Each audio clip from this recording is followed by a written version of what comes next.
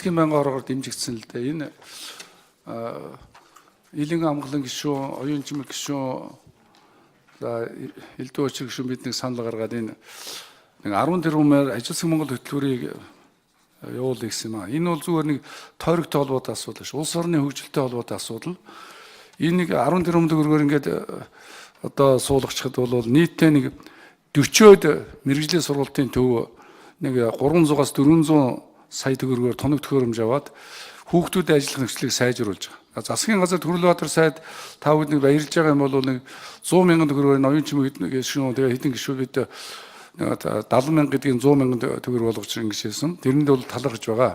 Гэхдээ тэд мөнгөөр хүүхдүүдийн сургалтаас гадна сургалтын материал техникийн баазыг сайжруулах үүднээс энэ нэг 10 тэрбум төгрөгийг тавиад өгөөч гэж байгаа. За энэ бол яг зөв төсвийн нийт одоо нэг 11 их найд төгрөг байлаа гэхэд энэ бол нэг хөвч хөрөхгүй нэг жоох юм байгаа учраас энэ төсөв дээр нь жоохон нэмэгдүүлээд зарлагаас нь жоохон одоо хасаад одоо өөрөөр хэлбэл орлогоос нь жоохон хасаад ингэж өгөөч гэсэн би томьёол дээр нь тэгээд оруулсан байж байгаа. Тэгэхээр энэ бол яагаад энэ ажилсаг Монгол гэдгийг зориуд оруулаад энэ үгээр оруулаад нэг бол энэ дэлхийн улс орнуудаа би одоо сүүлийн 3 жил бас Японы засгийн газар, Японы элчин сайдтай, Солонгосын хөдөлмөрийн сайдтай, Германы хөдөлмөрийн сайд, Германы парламентын төрийн нарийн бичгийн дарга нарын энтертэй уулзахаар яг наад ажилсаг Монгол гэдэг чинь магадгүй танаа улсын эдийн засгийг аврах жинхэнэ мэрэгжилтэй болсон хүчин бий болгох ийм байна. Тухайлбал Солонгос гэхэд бол танахаас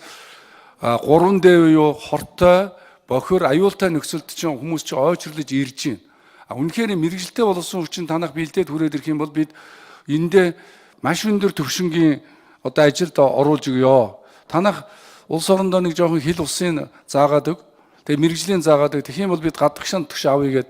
Өөрөөр хэлэх юм бол бид 14 төгрөг гэдэг бол нэг 4 сая орчим 4 гаруй сая доллар л доо. Магадгүй тэднийхээс 3-4 улсаас юм уу бид тэр хятадч гэсэн одоо мэрэгжлийн улс хүчнийг бэлдэж өгье гэж байгаа шүү. Тэгээ 4-5 улсаас ингээд орж байгаа 40 сая 400 магадгүй тэрбум төгрөгийн үйл ажиллагаа явуулж ирээдүйн боловсон хүчин мэрэгжилтэй боловсон хүчингээ бэлтгэхэд маш чухал зүйл байгаа юм. Энэ яг зүгээр нэгдүгээрт нь мэрэгжлийн сургалтын төвүүдийн тоног төхөөрөмжөө сайжруулах, хоёрдугаарт нь бол энэ ерөөсөн гадаадын улс орнууд жинхэнэ ажилсаг Монгол гэдэг наад хөтөлбөр чинь их сонин бөгөөд сонирхолтой үг байна. Танахыг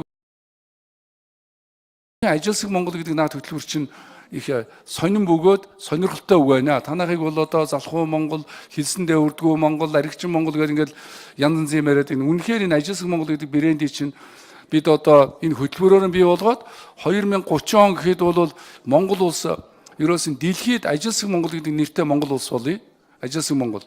2030 онд гэхэд бол 20-оос 25-аас 30 мянган залуучуудаа өндөр мэрэгжлийн инженерийн юуд мастерын сургалт жинхэнэ жижиг дүүлдвэрийн эзэдүүд болгоё гэсэн ийм маягаар ингээд одоо ажлын хэсэг байнгын 2 хорооноос гарчаад одоо нийгэм бодлогын байнгын хороо, эдийн засгийн байнгын хорооноос гарч ажиллаад энэ өөрөө бас эдийн засгийн чухал асуудал да.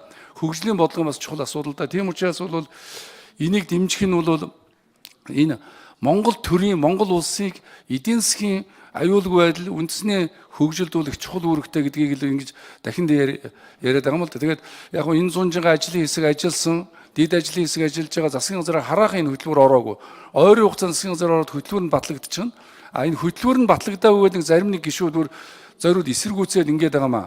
Тэр бол ерөөсөн юуны эх орныхоо хөгжлийг, эдийн засгийнхаа хөгжлийг, улс орныхоо хөгжлийг ялангуяа энэ залуу боловсон хүчингээ мэрэгжилтэй боловсон хүчинтэй бий болгох ажилгүйдэл ядуурлыг бууруулна гэж яхад өнөөдөр ажилтай байж ажилгүйдэл ядуурлыг буулна шүү. Тэрнээс гадаадын зээл тусламжаар бол ажилгүйдэл ядуурлыг буулна гэж байхгүй. Тэгэхээр энийг бол сая эдийн засгийн байнгын хорооны гишүүд маань юунд дэмжиж за манай байнгын хорооныхан бол дэмжих байхыг найдаж байгаа. Зүгээр ер нь ажлын хэсэг бол энийг их сайн ойлгосон. Даанч энэ хөтөлбөр нь байхгүй юм гэж яриад байгаа. Энэ хөтөлбөртэй хөтөлбөр өнгөрсөн жил 1 тэрбум төгрөг оруулаад тэрийг бол үнэхээр 3 мэрэгжлийн сургалтын нүдэ тоног төхөөрөмж оруулаад ирсэн. Тэнд бол хүүхдүүд практик тоног төхөөрөмжтэй болцсон учраас энэ одоо ахиад 40-од мэрэгжлийн сургалтыг сайжруулах гэдэг. Тэрнээс сонгон хайрхын дүрд энэ дөрөөс хуваар нэгж байгаа юм байхгүй.